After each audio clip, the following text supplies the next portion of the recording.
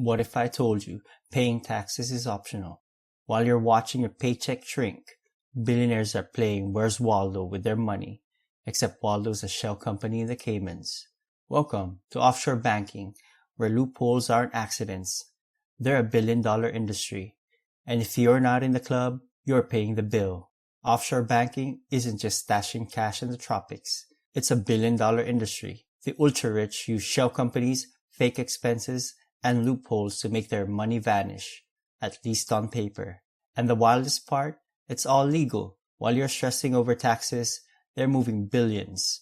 Before you start Googling how to open a Cayman's Island account, let's break it down. The ultra-rich use shell companies, trusts, and creative accounting to make their money untraceable. So how do billionaires hide their wealth? Here's a step-by-step example. Meet Richard Kingston, a billionaire who enjoys private jets, yachts, and luxury estates, but dreads taxes. His solution? An intricate financial maze. Step 1. Disguising ownership through trusted associates. Richard transfers billions to a Cayman Islands trust. Instead of using his name, he appoints a law firm and nominee directors to manage the trust. Legally, he doesn't own the money, but he still controls it. Step 2. Layering transactions through shell companies. Richard sets up shell companies in the British Virgin Islands, Panama and Cyprus. None have employees, just bank accounts. Money moves between these companies, making the trail impossible to follow. If the government investigates, all they see is a tangled network with no clear owner. Step 3. Converting wealth into luxury assets. Money is hidden, but Richard still wants to spend it. He buys high-value assets that don't leave a taxable footprint. He purchases a $50 million London mansion through an offshore company. He acquires a $10 million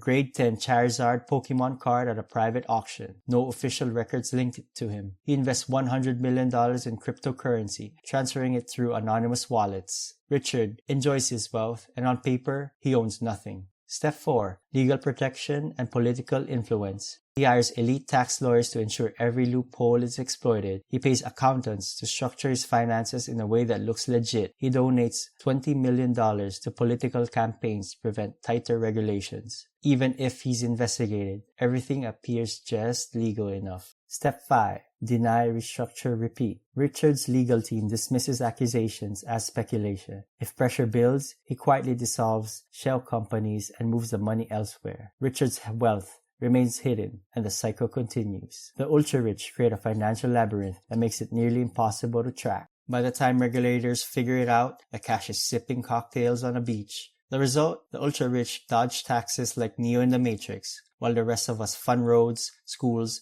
and potholes the size of small craters. Offshore tax havens aren't some accidental glitch in the system. The biggest winners are the ultra-wealthy and the global corporations. The world's richest individuals and biggest companies aren't just saving money on taxes, they're making money. By shifting their assets offshore, they dodge corporate tax rates, capital gains taxes, and inheritance taxes, keeping billions that would otherwise go to governments. Apple, Google, and Amazon, they've all played this game.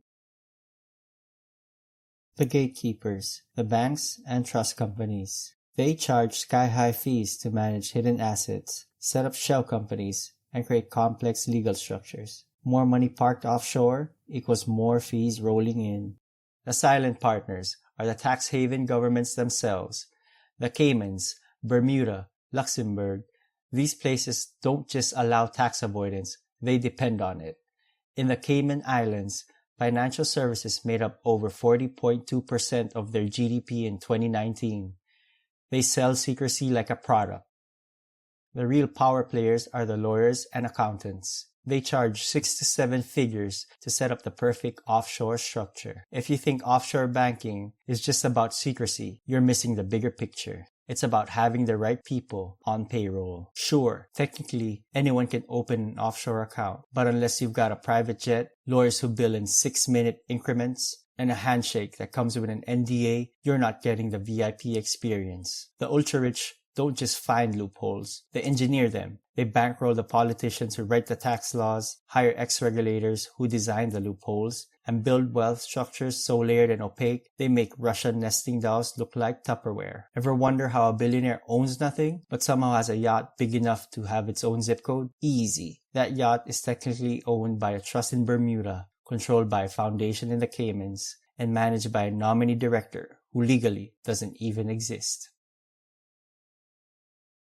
Offshore banking has been at the center of some of the biggest financial scandals on the planet. Let's talk about when the system got exposed and what actually happened. Spoiler alert, no billionaires were harmed in this video. The Panama Papers in 2016, the leak that shook the world. Imagine 11.5 million confidential documents spilling out, exposing how the ultra-rich, celebrities, and even politicians stash their money in offshore accounts. The leak from Panamanian law firm Mossack Fonseca revealed a global network of shell companies. It led to resignations, arrest warrants, and worldwide outrage. The Paradise Papers in 2017, offshore secrets of the elite. Just a year later, another leak exposed how politicians, tech giants, and even royalty legally but questionably dodged taxes. We're talking about Apple parking $250 billion offshore, Queen Elizabeth's private estate investing in shady funds, and even US officials benefiting from the very loopholes they were supposed to regulate. If irony were taxable, this would have been a jackpot for the IRS. Swiss leaks in 2015, when HSBC got caught.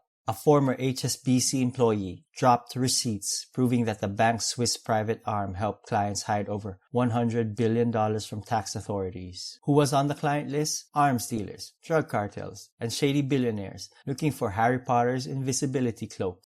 The Pandora Papers in 2021, the biggest leak yet. Think the ultra-rich learned their lesson? Nope. The Pandora Papers dropped nearly 12 million files, exposing how world leaders, celebrities, and business tycoons still use offshore trusts, secret bank accounts, and shell companies to hide their wealth. This time, 35 current and former world leaders were implicated, along with 330 plus politicians from 91 countries. And yet, billionaires are still out here, dodging taxes like an Olympic sport. So you're probably wondering how offshore banking impacts the global economy. Number 1. Governments lose trillions in tax revenue. When billionaires hide money in offshore accounts, they avoid paying billions, sometimes trillions in taxes. Meanwhile, governments are left scrambling, allowing us the privilege of funding schools, roads, and potholes the size of craters. The IMF estimates tax havens cost governments $600 billion per year. That's enough to fix public infrastructure, or at least afford decent Wi-Fi on airplanes. Number 2.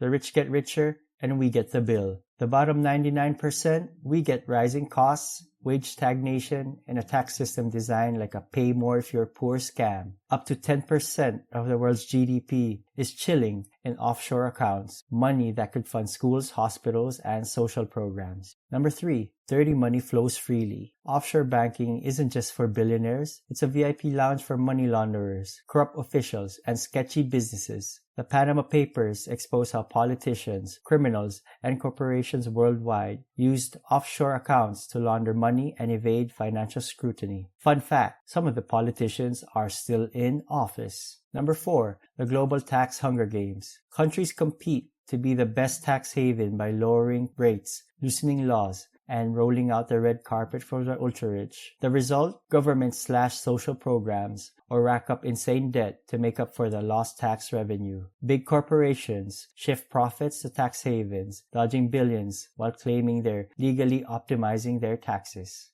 So what's the big picture? Offshore banking isn't just a billionaire tax hack, it messes with the entire global economy. While the ultra-rich enjoy tax-free profits, the rest of us deal with higher taxes for the working class, governments running out of cash for public services, corruption, crime, and shady financial deals. A global economy that's one bad day away from imploding. Governments are trying to crack down, but offshore banking is still alive and thriving. The real question is, can they ever truly shut it down? Or will the ultra-rich always find a new loophole? So what do you think? Is offshore banking a necessary tool in global economy? Or is it just a loophole that needs to be closed yesterday? Drop your take in the comments. And speaking of financial magic tricks, in our next episode, we're peeling back the curtain on sovereign wealth funds, how they work, who's using them, and why they're at the center of the world's biggest financial scandals. You won't want to miss that one. If you like the content in this video, like, subscribe, and hit that bell. See you in the next one.